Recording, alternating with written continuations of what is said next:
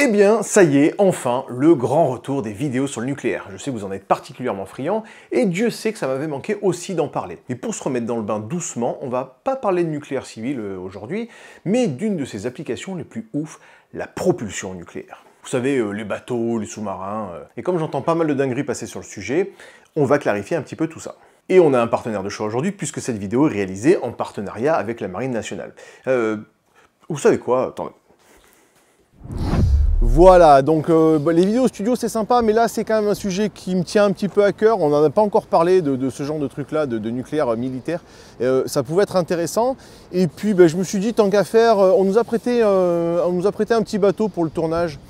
Voilà, le Charles de Gaulle. Donc je me suis dit, tant qu'à faire, j'allais vous présenter directement la machinerie du porte-avions français. Et tout ça, c'est le privilège qu'on a de pouvoir faire ça. C'est grâce à l'ami Obian, qui est où, je sais pas. Bonjour les padawans de la physique, Obian pour vous servir. Putain Yann, mais qu'est-ce que tu fous là encore? Comment ça, qu'est-ce que je fous? Bah je suis en train de tourner ma prochaine vidéo. Non mais on s'en fout, personne ne les regarde tes vidéos. Ouais, pas faux. Bon allez, salut les trous ducs. Attends ma fille, papa il doit partir.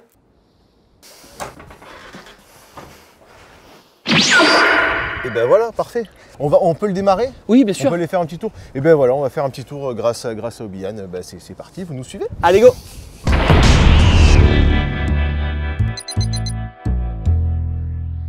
On a eu la chance de pouvoir être invité sur le porte-avions Charles de Gaulle. Mais nous, contrairement à toutes les autres vidéos que vous allez pouvoir voir sur YouTube sur le sujet, on va plonger au cœur même du bateau et vous parler de son cœur nucléaire et comment il alimente les 40 000 tonnes du bébé. Puisque oui, le Charles de Gaulle est ce qu'on appelle un porte-avions nucléaire, ou plus exactement à propulsion nucléaire. Alors oui, il peut transporter des piñatas, mais c'est pas ce qui nous intéresse aujourd'hui. Nous, ce qu'on veut savoir, c'est qu'est-ce qu'on entend par propulsion nucléaire. Comment ça fonctionne pour faire avancer une barquette de cette taille-là, l'autonomie, la puissance et surtout les personnes qui font tourner ce trésor d'ingénierie. Mais donc déjà, pourquoi un porte-avions et pourquoi nucléaire? Un porte-avions, c'est ni plus ni moins qu'un aéroport flottant. Un aéroport qu'on peut déplacer à peu près là où on veut et surtout là où on doit, là où on a besoin, sur le terrain de certains conflits. Parce que les avions de chasse sont très efficaces mais sur un rayon relativement restreint. Ils peuvent pas faire le tour de la planète. Il faut donc qu'ils puissent disposer d'une base où se poser partout dans le monde et c'est là qu'intervient le porte-avions. Le principe, c'est pas exactement quelque chose de tout neuf, puisque le premier date de 1910. Et c'est pendant la Seconde Guerre mondiale, notamment au niveau du conflit dans le Pacifique, où il n'y a pas vraiment beaucoup d'endroits solides pour se poser, que les Américains s'y mettent vraiment. Mais la France n'est pas en reste, puisqu'elle a eu quelques belles pièces dans sa flotte, et donc le Charles de Gaulle, notre hôte pour cette vidéo. Le Charles de Gaulle qui est donc un porte-avions à propulsion nucléaire. Et pourquoi ce choix? Eh bien pour sa formidable puissance très concentrée. Des pouvoirs cosmiques phénoménaux. Parce que ouais, faut bien le faire avancer et alimenter tous les systèmes à bord. Donc soit on se branche sur le secteur, mais il faut un très long câble, soit on lui fait téter du mazout, mais il va falloir lui embarquer des quantités folles, soit on lui file un cœur nucléaire, et là, hors ravito bouffe et kérosène pour les avions, on est parti pour 7 à 8 ans d'indépendance. Et le tout dans zéro pollution. Donc petit rappel avant de commencer, comment ça fonctionne une centrale nucléaire? Vous connaissez tous le truc E égale MC2, l'énergie est égale à la masse fois un très grand nombre. Et dans un réacteur de fission nucléaire, on a un gros noyau, de l'uranium en l'occurrence, qu'on va venir casser, et les deux produits finaux sont moins lourds que le produit d'origine. Sauf qu'on ne peut pas paumer un truc en route, il faut qu'on ait autant d'un côté que de l'autre. Transformé certes, mais il faut qu'on ait la même chose. Et cette différence de masse, ça va être de l'énergie qui va être convertie en chaleur avec laquelle on va pouvoir faire chauffer de l'eau. Voilà, c'est pas plus compliqué que ça. Et on va donc avoir une énergie colossale, très concentrée, parfaite pour ce type de bâtiment. Alors c'est le même principe en fait que dans nos réacteurs nucléaires civils qui produisent notre électricité. Sauf qu'ici c'est une échelle beaucoup plus petite, puisqu'on va avoir un réacteur compact. Et à une autre petite différence près par rapport à nos centrales de tous les jours, puisque bien entendu on va produire de l'électricité, mais également se servir directement de la chaleur et de la vapeur produite pour faire tourner tout un tas de trucs comme on va le voir. Le tout dans des normes de sécurité drastiques, bien entendu, pour parer à toutes les éventualités, panne, avarie, ou même un truc aussi absurde qu'improbable comme une attaque en piqué diagonale d'un 747 droit dans sa mouille. Ça arrivera pas, jamais, mais c'est pas le sujet ici. Et donc c'est parti pour un petit tour du porte-avions Charles de Gaulle, avec pour commencer son poste de commande de la chaufferie nucléaire. Obian, tu nous fais visiter ton ancien chez toi? Allez, c'est parti. Tu vois là, on est arrivé au PC mec avant. Poste de conduite, machine élec chaufferie. Comment tu fais pour vraiment avoir l'air de savoir de quoi tu parles? Je fais semblant. Ça c'est assez balèze quoi. Non mais j'ai appris, j'ai regardé ta chaîne. C'est ici qu'on va conduire le réacteur, la machine et l'électricité. Actuellement, je me trouve au pupitre KR, c'est le pupitre réacteur. C'est là où on va gérer les fissions pour créer de la vapeur qu'on va envoyer vers les abonnés, donc vers la machine. Et donc ici, tu pilotes un réacteur nucléaire? Exactement. Putain la vache quand même quoi. Le pilotage du réacteur, que ça soit quand il est en marche, donc c'est-à-dire quand le bateau part à la mer, que ça distribue de la vapeur, ou quand on est à quai. Quand on est à quai, on n'envoie pas de vapeur, mais malgré tout, le réacteur, lui, ton cœur nucléaire est encore chaud. Il faut pouvoir évacuer la puissance. On a besoin de conduire quand même pour réfrigérer un minimum, en tout cas, notre réacteur. Donc il y a du monde nécessaire pour la conduite, que ça soit en arrêt ou en marche. Et ça tombe très bien puisque justement, des gars de la chaufferie nucléaire, on en avait 2-3 sous la main. Premier maître Jonathan, premier maître Kevin, premier maître Thomas, capitaine de corvette David, capitaine de corvette Julien, bonjour. Bonjour. Comment ça va? Très bien. Eh ben super, fin d'interview, merci, c'est tout Allez, pour moi. allez, on remballe les gars, Allez, c'est on bon. remballe. Moi on m'avait dit qu'on ferait une interview de l'amiral Akbar. Comment ça se passe du coup? Ouais, non, là, il est dans l'espace. Il est, mais ok, ouais, il non, est pas free, dispo, donc il n'y a que toi. Ouais, du coup, Il y a des gens qui lui ressemblent ici physiquement à l'amiral Akbar ou pas? ouais, il y en a quelques-uns, mais ouais, pas beaucoup quand même. C'est surtout chez les sous-mariniers qu'on les retrouve. Tu as quel âge? J'ai 36 ans. Moi je vais sur mes 33 ans. La moyenne d'âge à peu près ici c'est quoi? C'est la petite trentaine, c'est ça? Exactement. Ouais. Tu viens d'où toi? T'es pas du tout du coin? Je viens de Nouvelle-Calédonie, je suis né là-bas. D'accord, ok. Et je me suis engagé à Tahiti. Je suis du Vaucluse, natif d'Orange. Originaire du Languedoc. Moi, je suis de Lyon. Je suis né en Nouvelle-Calédonie. Qu'est-ce que tu fais sur place? On est responsable de la conduite, surveillance et maintenance des 2 réacteurs nucléaires à bord du porte-avions. Ouais. J'ai été dans le service chaufferie pendant 3 ans. Et là maintenant, avec les connaissances acquises et puis d'autres postes derrière, je peux relativement enseigner aux futurs élèves. Et c'est toi et donc qui a le tampon, c'est bon, la personne est validée, elle peut embarquer. En ce moment, effectivement, je qualifie. Et après, il doit remettre en jeu sa qualification tous les ans. Mais oui, c'est assez exigeant dans ce sens-là. Moi, je suis. Alors, le terme officiel barbare, c'est chef du service chaufferie nucléaire. Et en fait, je suis en charge responsable du personnel qui est dans le service et aussi de l'exploitation, en fait, de l'utilisation et la conduite des réacteurs nucléaires qu'on a à bord. Depuis tout à l'heure, moi j'entends le mot chaufferie. Oui. J'ai souvent entendu ça. Pour moi, la chaufferie, c'est là où on fait sécher le linge, tu sais, à la maison. Donc là, vous faites sécher des choses ou non? C'est plutôt vraiment. Non, la chaufferie nucléaire, c'est un peu comme une cocotte minute. Ouais. On va venir chauffer une eau primaire qui va extraire de la vapeur. Et cette vapeur-là, ensuite, sera envoyée vers les turbines pour produire de l'électricité, propulser le bateau, etc. Ok. Ah oui, c'est quand même un petit peu plus sérieux, quoi. On est vraiment certain que tous les boutons qui sont là servent à quelque chose. Mais Oui, on est tous. certain, tous. Tu vois ce bouton là Ouais. Il sert à fermer ta gueule. Et combien il faut d'années d'études pour être assis là et avoir le droit d'appuyer sur les boutons qui sont là? J'ai fait un cursus assez classique, lycée, prépa pour faire une école d'ingénieur. Et à ce moment-là, je me suis posé la question de quelle école je voulais faire. J'avais pas trop envie de finir derrière un bureau, donc je me suis orienté vers une école militaire. Puis l'école navale m'a bien tenté. J'ai fait le concours, j'ai été admis et j'ai fait mes années d'école d'ingénieur et ensuite la marine. À la base, quand on rejoint l'école navale, on a le choix entre les différentes filières. Puis moi, j'aime bien la science. Alors j'ai voulu faire mécano et puis le nucléaire, c'était le plus qui donnait encore un peu plus de magie au truc. C'est pas moi qui vais te contredire sur ce point, on est d'accord. Et du coup, j'ai fait filière nucléaire sur le porte-avions. J'ai travaillé 5 ans dans le civil. Alors moi, j'étais responsable d'automates. J'étais sur une ligne de production automatisée chez la marque Canon.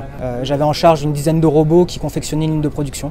D'accord, ok, donc rien à voir avec Rien ce à que voir. tu fais et au Et final. encore moins rien à voir avec mon bagage scolaire où j'ai un BTS en comptabilité gestion. J'ai quitté mon emploi, je suis parti vivre à Tahiti avec ma femme. Et au bout de 6 mois, je me suis dit, quand je vais rentrer en France, qu'est-ce que je vais faire? Donc je suis parti au CIRFA à Tahiti et on m'a proposé différents métiers dans la marine nationale.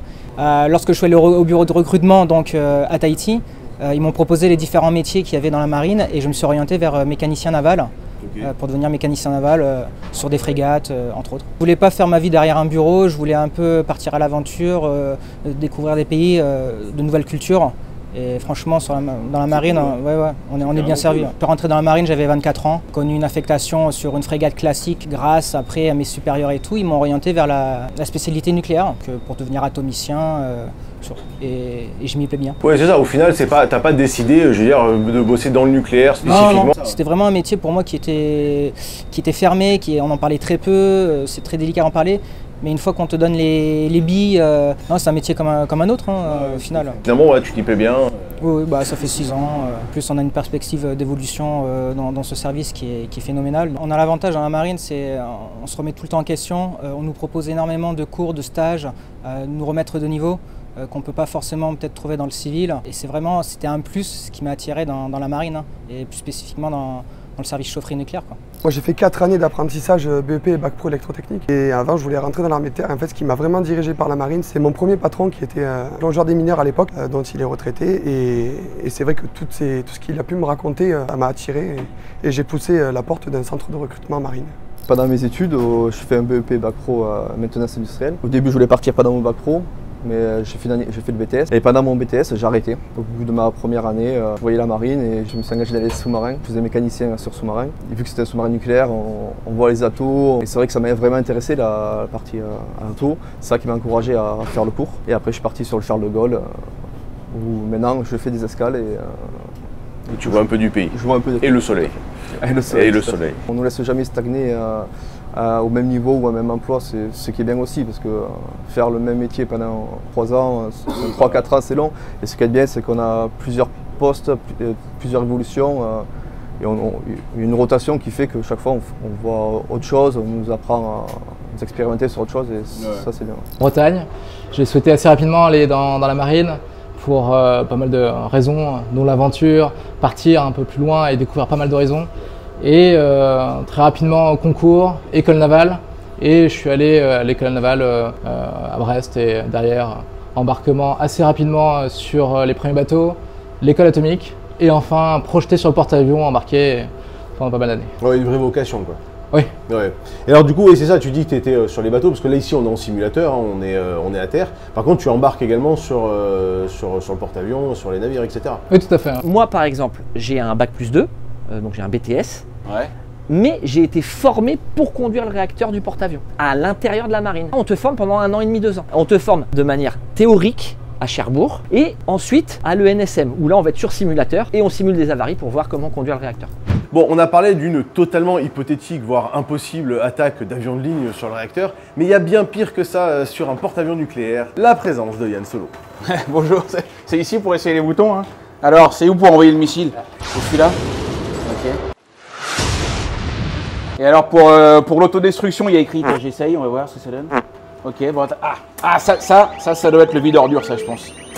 Et là, un bouton en simulateur de con par contre. N'oubliez pas de lever les yeux au ciel. Ah, il y en a même un deuxième. Et prenez le temps d'y penser. Et prenez Et alors le rouge, là, on peut l'essayer, le rouge, on est bon là? Non, pas le rouge. Allez, c'est bon, on y va, là, on va voir ce que ça donne. Voilà, -5, les mécanismes sont en FCB. 3 alimentés, 24 alimentés. Reçu. Bien, donc tout va bien, ne vous inquiétez pas, le Yann Solo, on l'a mis au fer, hein, histoire qu'on puisse bosser un petit peu quand même. Donc, ici, bien entendu, on n'a rien déclenché, on est dans toute la partie simulateur qui va pouvoir contrôler à la fois le réacteur et ici, sur cette partie, la délivrance de puissance, puisqu'on va contrôler l'envoi de vapeur tout simplement pour pouvoir faire avancer le bateau plus ou moins vite. Genre là, par exemple, vous voyez cette manette-là, voilà. Stop. Il faut attendre d'avoir la passerelle qui nous dise combien on doit avancer. Ah, c'est pas moi qui décide quand on passe en vitesse. Non, okay. Tu te remets comme on était Alors, et tu attends l'ordre. Je me remets en 90. Donc là, ici, on va recevoir l'ordre de la passerelle. Ça, c'est le commandant du Titanic qui nous envoie ça, là. C'est ici qu'on va commander la vitesse du porte-avions. Et donc, le commandant, voilà, il a la possibilité. Donc, il va envoyer au PCMec les différentes instructions pour dire je veux plus, je veux moins et tout. Et donc, ça passe ici. Voilà. C'est pas comme dans le Titanic avec la manette où ils font comme ça. Mais le principe reste le même, hein, voilà, on prend ça et on envoie à la salle de commande. Donc là, on doit aller à 160. Réglez-vous à 160. Donc là, si je comprends bien, ici, là, je vais pousser la manette pour voilà. monter jusqu'à 160. Exactement. Vous la sentez l'accélération là? C'est fulgurant. Sauf que là, la passerelle n'est pas au courant que tu as accéléré. Ah non, qu'est-ce qui se passe? Il va peut-être falloir lui dire. Ouais. Et comment je fais? J'appuie sur Acquit. Non, tu appuies pas là, tu vas appuyer là. Et je te laisse appuyer sur 90. Mais non, 160 si. on vient. 160. Ah, attends, je te laisse appuyer sur 160. Heureusement que je suis là, les gars. Hein. Heureusement que je suis là. Hein. Alors ça, c'est 6 que tu as appuyé. Ah, c'est pas du tactile iPhone, hein. On sent que... On se la refait. Ouais, ou fais tout. RL. RL. 1. 100. Soit 100. Ouais. Je valide. Oh là là, quelle puissance, quelle accélération. On est à peu près sur combien là 2 millions de Twingo à peu près en termes de puissance? 8. 8 Twingo? Non, oui. Je voyais ça un poil plus fulgurant. Bon, ok. Donc le Charles de Gaulle, retenez ça. Non, mais c'est pas vrai, c'est que la fois elle est pas bonne. Donc on est sur combien de Twingo à peu près en termes de puissance? 8 milliards de Twingo? Mais pas du tout. Ah non. Bah non, 10 000. Oui, ça bouge un peu, désolé, on est sur un bateau. Bon, donc là-bas, effectivement, c'est pour simuler et apprendre un petit peu comment on gère la puissance. Mais le plus important, c'est toute cette partie-là où on va pouvoir apprendre à gérer les crises, en fait. Comment ça fonctionne et simuler finalement toutes les avaries, toutes les pannes, tous les cas de figure, etc. Donc là, voilà, on va avoir exactement la réplique de tout ce qu'il y a sur le bateau. Et ensuite... Ça vient. C'est l'heure! Bien, donc toute cette partie-là, effectivement, c'est pour apprendre à utiliser un petit peu toutes les machines, mais le plus important, c'est ici, ça va permettre de simuler toutes les avaries, toutes les pannes, tous les cas de figure, et simplement d'apprendre à réagir de manière posée, selon des procédures précises, parce qu'on les a vues en simulateur. Et c'est exactement ça, en gros, c'est le normal, on conduit, tout va bien, il n'y a pas de problème, il n'y a pas d'avarie, tout va bien. Et il y a l'incidentel, je perds une pompe, c'est pas très grave, et il y a la partie qui est très peu probable, mais il faut aussi préparer l'accident. Tout à fait. Comme on a vu avec Yann, où on tourne les mauvais boutons et il y a tout qui pète. Exactement, mais là, c'était volontaire de tourner le bouton. Il y a des fois, ça arrive comme ça. Comme ça. Très bien. Et donc là, par exemple, je vois autopuissance. Si je mets hors, il se passe quoi? Là, il ne se passe rien. Ah bah accident. Ok, très bien, je fais quoi? On est aux heures du lieutenant. Fermez les VIV, vous me rendez compte de la chute des mécanismes. Voilà, bah écoutez, oui. Bon alors tu fais quoi? Mais je ne sors rien, il faut fermer des trucs, je sais pas ce que c'est moi. Mais comment ça, mais on t'a formé? On m'a dit, mais non, je suis pas formé, je suis youtubeur moi. Je fais l'inverse, j'annule et je mets un contre Uno. Bon, il n'y a pas que Yann Solo qu'il faut pas mettre à Caire. Hein. Ne touche pas les trucs. Ouais, ok, je pense qu'on va faire appel à des vrais professionnels. Et du coup, eux, on les voit pas? Non, eux, c'est l'électricité, c'est pas important. Ok. Ah ouais, t'es sûr? On va voir. Ah ben non Ça va être tout noir. Ta gueule. Donc là, on se retrouve au pupitre KM pour la machine. On va récupérer la vapeur créée par la chaufferie qu'on a vu juste avant au pupitre KR et on va la distribuer à différents abonnés. Abonnez-vous, hein, ils vous distribuent de la vapeur après. N'oubliez pas le like. Les abonnés, qu'est-ce qu'on a? Ici et ici, 2 turbo-alternateurs. Ce sont des turbines, donc c'est la vapeur qui va faire tourner les turbines. Ces turbines sont accouplées à des alternateurs qui vont ensuite distribuer l'électricité sur le réseau et donc envoyer l'électricité partout dans le bord. Cette nuit, j'ai fait un rêve. Je gagnais 1 million de sesterces. Et avec, j'ai acheté une paire de chaussures. Trop grande, puis moche en plus. Pardon. Donc ici, on est dans le compartiment qui s'appelle la machine. La machine, tout simplement. Et donc ça, c'est le Nespresso en fait. C'est là où vous faites le café. Exactement. C'est pour ça que ça fait du bruit. Donc, exactement. Voilà. Non, alors donc là, en fait, on a la vapeur qui arrive directement depuis le réacteur. Et donc là, la vapeur arrive dans tous ces beaux tuyaux et va ensuite entraîner une turbine. C'est à peu près là. C'est à peu près là. La turbine va tourner qui va ensuite entraîner l'alternateur. Vous êtes au courant, vous commencez à le savoir bien entendu. Et le truc pour au final fournir l'électricité. Exactement. Ah ben ça y est, on y arrive.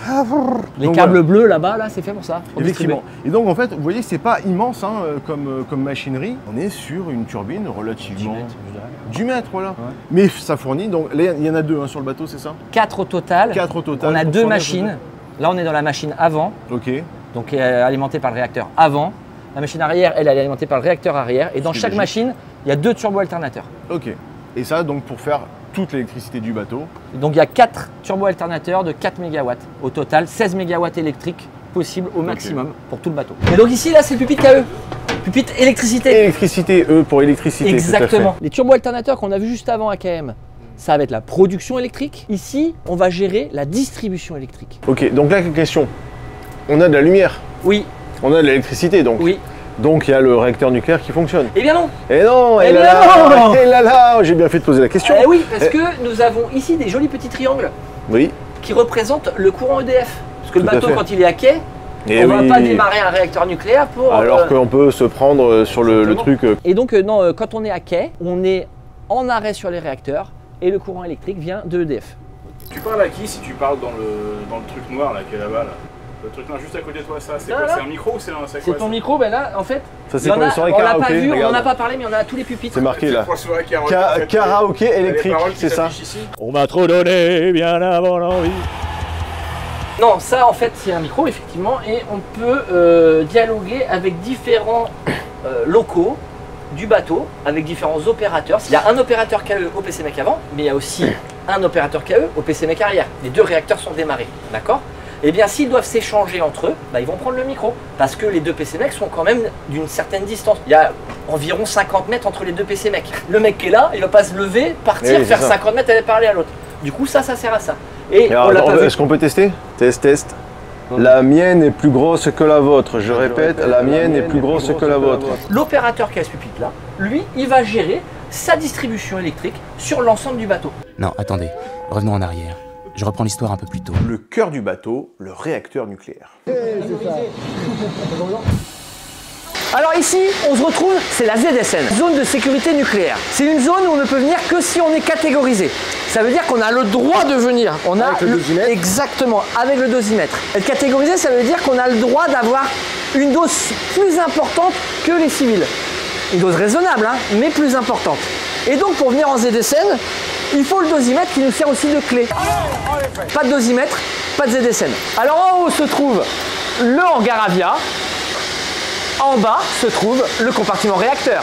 Ça veut dire que le réacteur qui est en dessous de mes pieds, qui va créer la vapeur pour envoyer à la machine, pour faire tourner les hélices et les turbines des turbo-alternateurs, etc., c'est créé avec le réacteur qui est juste en dessous de nos pieds. Et pourquoi il n'a pas le gant, PH là? Toi t'en as, il n'en a pas, c'est pas normal ça? Sécurité nucléaire. Tous responsables. C'est ici que nous avons les Heisenberg du Charles de Gaulle. Voilà, ici on va s'occuper d'analyser toutes les eaux qui sont utilisées pour le fonctionnement des deux chaufferies nucléaires que l'on a à bord du porte-avions Charles de Gaulle. On a la partie eau primaire qui est ici, donc avec une hotte qui est ventilée en dépression. En dépression, ça veut dire que là, la pression à l'intérieur, elle est plus faible. Voilà, on est à fait moins que 300 millibars.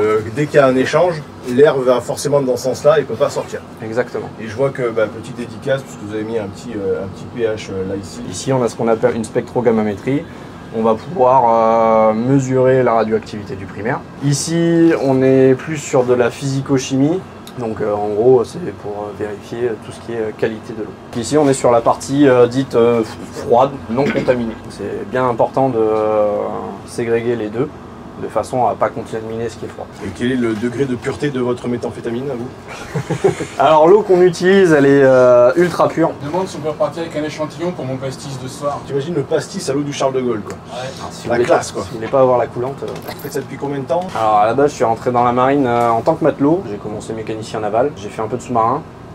Et après, le cours atomicien pour devenir au pupitre. Ensuite, superviseur du pupitre. Et après, chimiste. Alors moi, je suis rentré dans la marine en septembre 2009. Et la première fois que j'ai mis le pied sur le bateau, c'était en janvier 2012. Donc en tant que second maître. J'ai fait équipier machine. Ensuite, je suis parti au Corato en fin 2013 jusqu'en 2015. Et je suis revenu ici en tant que responsable d'installation, côté machine encore une fois. Et un an de ça, je suis parti au cours chimiste. Et là, actuellement, je suis en fin de compagnonnage. Et voilà. Donc évolution au sein directement. Moi, en 12 ans du coup de bateau, je suis passé de second maître à maître principal. Donc là, pour la perspective de carrière est assez rapide dans les cas filières. Oui, effectivement. C'est intéressant. Qu'est-ce que je disais? Chaque réacteur va produire de la vapeur et qui va fournir cette vapeur à chaque machine, à une machine avant, à une machine arrière. Ça veut dire que la chaufferie avant va fournir de la vapeur à la machine avant, qui va faire tourner les turbo-alternateurs de l'avant, et la chaufferie arrière, elle, va faire tourner les turbo-alternateurs de l'arrière. Je ne m'attarde pas sur le reste, je parle que des turbo-alternateurs, mais bien sûr, il y a les turbines de propulsion, il y a la catapulte, etc. etc. Et alors ça, c'est quoi? Ça, c'est 12 par sec, il n'y a rien à foutre ici. Ouais, voilà. Alors ça, là, tout ça, c'est quoi? Alors ça, c'est un rack vide où on va mettre des bouteilles de 400 litres d'azote. L'azote, excusez-moi, je passe. L'azote, ça sert à deux choses. Premièrement, ça sert à éteindre s'il y a un incendie dans le compartiment réacteur. C'est-à-dire qu'on va diminuer l'oxygène de façon à éteindre le feu. Excusez-moi, je repasse. Maintenant, ça ne sert pas qu'à ça. Ça sert aussi en cas d'accident chaufferie. Alors même si un accident est fort peu probable, bien entendu, on est capable de gérer cet accident. L'accident, il va créer de l'hydrogène à l'intérieur du compartiment réacteur.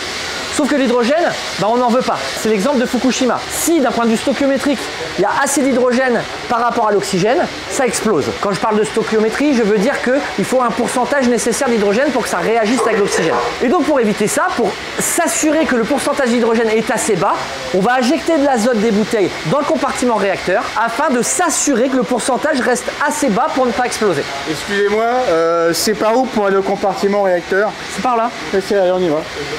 Le générateur de vapeur du réacteur va envoyer la vapeur à la machine pour faire tourner les turbines qui fait tourner l'hélice.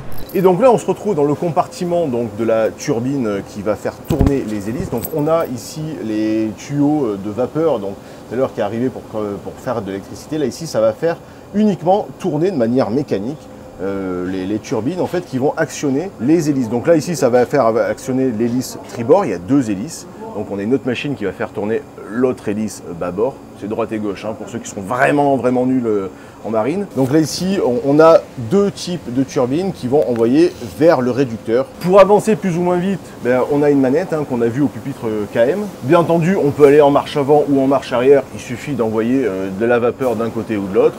Mais il n'y a pas que ça. On a besoin de la catapulte, puisque sur le porte-avions, les catapultes sont en vapeur. Et la vapeur utilisée est bien la vapeur créée par la chaufferie. Donc la propulsion de la catapulte est créée par la vapeur. Et ça se passe ici. Juste ici, là. Là. Voilà. Donc là, est-ce que tu peux nous expliquer? Donc là, en gros, en dessous, on a des espèces d'énormes compresseurs. C'est pas un compresseur, mais en tout cas, la chaufferie nucléaire, comme on l'a vu, crée de la vapeur. Oui. Cette vapeur va être distribuée vers la catapulte. Non. Si. Okay. Et la catapulte, ici, va être propulsée, comme tu disais, par la pression de la vapeur. En fait, ici, il va y avoir un croc.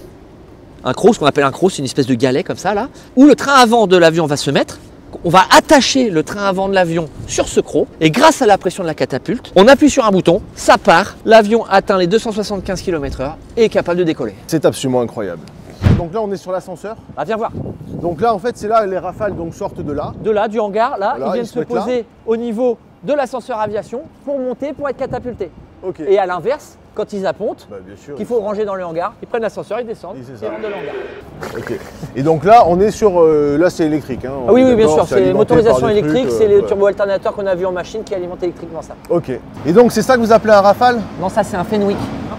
C'est une marque de Rafale? Exactement. J'ai croisé un de vos collègues qui avait un badge siglé CEA. Vous bossez avec le CEA? Lorsque l'on prépare notre formation d'atomicien de propulsion navale, on y fait un passage au CEA. Ouais. Oui, ce qui est logique. En même temps, Charles de Gaulle, CEA, on est à peu près dans l'ambiance. Ok, donc là, si j'ai bien compris, là ici, c'est tout ton contrôle. Et donc, on a de la vapeur qui va partir d'un côté aux hélices, de l'autre côté aux turbines pour produire de l'électricité pour le bâtiment, et également vers la catapulte pour éjecter les impies. Exactement. C'est ça, ok. Donc tous les gens qui aiment Star Wars 8, un coup de catapulte. En fait, du central EDF, ça va s'arrêter là. C'est ça. Avec les turbo-alternateurs. Sauf que là, on va profiter de la vapeur pour faire tourner l'hélice et faire avancer le bateau. Ce qui est génial. Et envoyer à la catapulte pour catapulter les avions. Et alors, la question primordiale, puisque bien entendu, c'est un gros village, il y a également une laverie.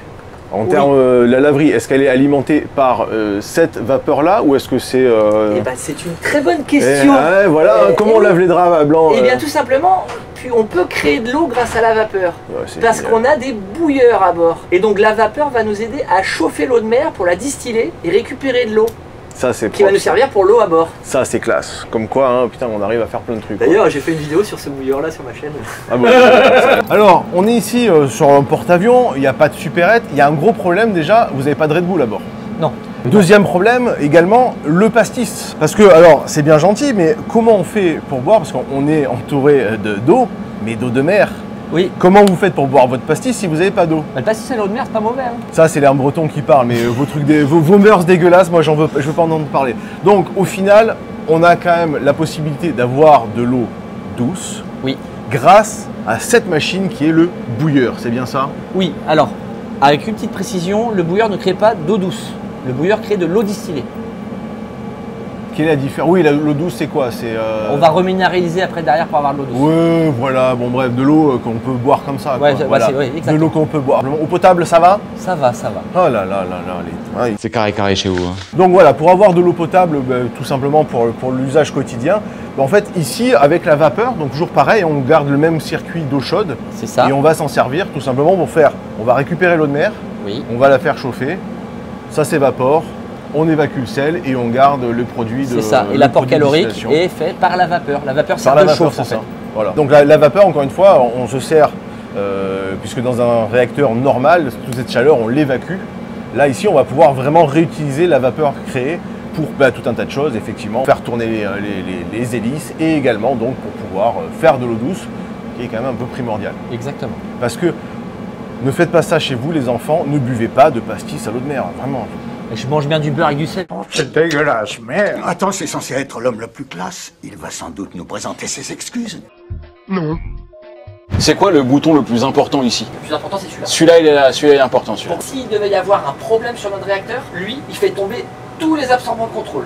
Et donc, il arrête la réaction en chaîne. En moins de 2 secondes. Ça absorbe les neutrons, ça empêche les fissions. Dans ta carrière, il se peut que tu aies croisé un certain Obiyan. Est-ce que tu peux nous en dire 2 mots éventuellement sur ton traumatisme? Là, c'est vraiment la partie Mireille Dumas, tu vois. Vraiment, si tu as besoin de t'épancher, c'est maintenant. Ça a été difficile. À la base, il était ce qu'on appelle entraîneur. C'est lui qui nous faisait subir un peu toutes les pannes qu'on pouvait rencontrer. Et du coup, un peu difficile. Les humiliations aussi, vous a fait subir. Un petit peu traumatisé, mais bon, on s'en est tous remis et on est revenu quand même. Maintenant qu'il est plus là, ça va mieux, quoi. Ça va un peu mieux. Ça va mieux, l'ambiance est plus... C'est pour ça qu'il faut quand même que le recrutement soit super important. Ça se passe comment les phases de recrutement pour toi? Tu postules sur LinkedIn, t'envoies ton CV? En termes de marine, non, c'est vraiment, on émet ce qu'on veut faire en fait. Et après, en fonction des besoins, on va là où, à droite ou à gauche. Mais en général, moi c'est ce que je voulais d'être là, donc c'est que ça marche plutôt pas mal. C'est vraiment que des volontaires qui veulent faire ça, donc en général, ceux qui veulent et qui se donnent les moyens d'y arriver, parce qu'il y a un petit peu de cours. Ça se passe bien. En termes de formation, ça a été long, ça a été intéressant. De toute façon, on n'a rien sans rien déjà pour commencer. Je suis rentré en 2012, j'ai fait une formation de 2 mois, j'étais matelot. J'ai commencé mécanicien d'armes sur un petit bateau de 80 mètres de long. 2 ans après, j'ai voulu quand même bifurquer et récupérer ma spécialité d'électricien. J'ai pu donc aller 2 années sur une frégate où donc j'étais employé comme électricien. Et après, j'ai fait ce cours d'atomicien de propulsion navale qui dure environ 18 mois. Et la portée de tout ça, de qui travaille. Il faut se donner les moyens. Puis après, je suis arrivé sur le porte-avions en 2018. Et quand vous allez voir dans les pays, tu disais que tu as été dans plusieurs pays, en fait, techniquement, vous y allez pour faire quoi? Vous restez au large, vous débarquez, bien sûr? Non, on va vraiment dans les ports et alors techniquement, des fois, il y a quelques réparations à faire ou des ajustements techniques, mais c'est surtout pour aussi détendre un peu le personnel. Et en termes de fierté, de se dire, tu fais quand même un boulot quand même un peu exceptionnel. Alors, quand on en parle autour, déjà, Charles de Gaulle, c'est quand même assez connu. C'est un peu unique parce que c'est le seul porte-avions qu'on a et Mais tu dirais que en pourcentage, tu te la racontes à combien à peu près? 90. 90, 90 quand même, ouais. La famille est très fière, la grand-mère était extrêmement fière, évidemment. Et puis, ils comprennent pas tout, mais ça leur permet de faire rêver. On est fiers d'y faire un passage, ça c'est sûr et certain. C'est un peu le point d'orgue d'une carrière marine.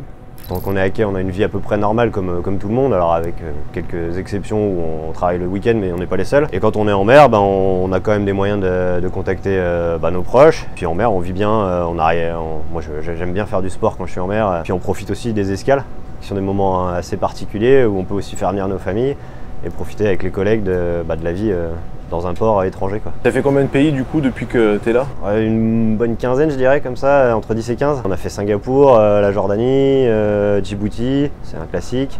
J'ai eu la chance de faire l'Afrique du Sud, le Brésil. Donc quelques pays plutôt sympa. Il y a quelques tampons sur le passeport qui sont un peu intéressants. Et les aspects vraiment intéressants sur la vie à bord que tu n'as pas par rapport à la vie civile. En plus, on a accès à quelques trucs assez uniques. Comment dire où il y a du dos, là, il y a du dos qui sort. Là, on sent la jauge de dos qui sort, là, vas-y. Est-ce qu'on peut lui servir un verre de quelque chose pour le faire parler peut-être? Moi, je voudrais savoir qu'est-ce qui te plaît là-dedans. Si par exemple, tu dois choisir 10 adjectifs qualificatifs. Adjectifs qualificatifs, c'est bon? Ouais, c'est bon. Jusque-là, ça va. Niveau CO2, les mecs. C'est plus 10, ça fait peut-être beaucoup. Ça va peut-être pas être vraiment des adjectifs, parce que ça serait peut-être un peu trop succès. Il y a quand même des responsabilités lorsqu'on se retrouve devant chacun de nous, devant nos pupitres. Il y a d'autres choses qui sont plus globales et qui sont plus propres à l'armée en elle-même. Où est-ce qu'on postule? Parce que là, les gamins qui nous regardent, ou les parents qui ont des gamins qui cherchent un peu leur voie, comment on fait? Beaucoup de forums, des CIRFA, donc des centres où on peut se renseigner sur la marine, sur les autres armées également, mais beaucoup dans l'ensemble de la France. Il y en a un particulièrement à Toulon qui permet de tout comprendre. Donc là, on va faire un forum dans pas longtemps. Le 9 février, on va encore retrouver des lycéens, on va retrouver l'ensemble de l'université des métiers du nucléaire. Donc beaucoup d'échanges, on communique de plus en plus, de mieux en mieux, on essaye en tout cas. Donc on essaie de recruter davantage. Et bien voilà, donc on a fini le tour de ce merveilleux porte-avions Charles de Gaulle. Je vous avoue que j'ai un petit peu la banane quand même parce que on a eu la chance de pouvoir déjà monter sur le porte-avions qui est quand même juste un privilège énorme. J'ai essayé de vous montrer un petit peu comment ça fonctionne et tous les éléments de la propulsion nucléaire. Donc j'espère que vous avez vu un peu comment ça marche. Si la vidéo ça marche bien, partagez-la beaucoup. Comme ça je vous ferai la même vidéo mais dans un sous-marin. Hein, abonnez-vous, partage, tout ça, bien entendu. J'essaie de vous montrer un peu tous les aspects du nucléaire et comment ça fonctionne, tout ce que ça alimente, et voir un petit peu tout le génie qu'il y a autour de ça. Si vous voulez travailler là-dedans, je pense que c'est une carrière qui est juste incroyable. Vous avez vu tous les marins qui travaillent là-dedans, ils n'ont pas l'air malheureux. Moi, je trouve que c'est juste un métier incroyable. On est sur un fleuron de la technologie française. Vous pouvez venir de n'importe où, hein. N'hésitez pas à contacter un centre de recrutement. Je vous mets tous les liens en description, bien entendu. Si ça vous a intéressé, si vous êtes un peu curieux, n'hésitez pas à contacter lamarinerecrute.fr. Vous pouvez venir de n'importe où, hein, même si vous n'êtes jamais monté sur un bateau, même si vous n'avez jamais vu la mer, il n'y a pas de problème. Ça peut être quand même une carrière plutôt cool, moi je trouve. Franchement, voilà, n'hésitez pas. Bon bref, c'était surtout pour vous parler de la propulsion nucléaire.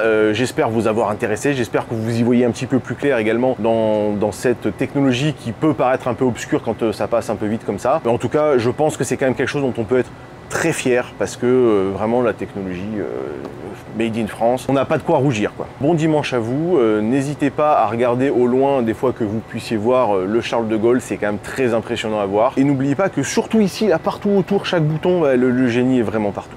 Et donc on est sûr que du coup l'amiral Akbar va pas venir. Ouais, sûr, ouais. Non, il m'a appelé hier soir et... Non, coupez alors, ça nous intéresse plus, hein, merci. Allez, on va bouffer.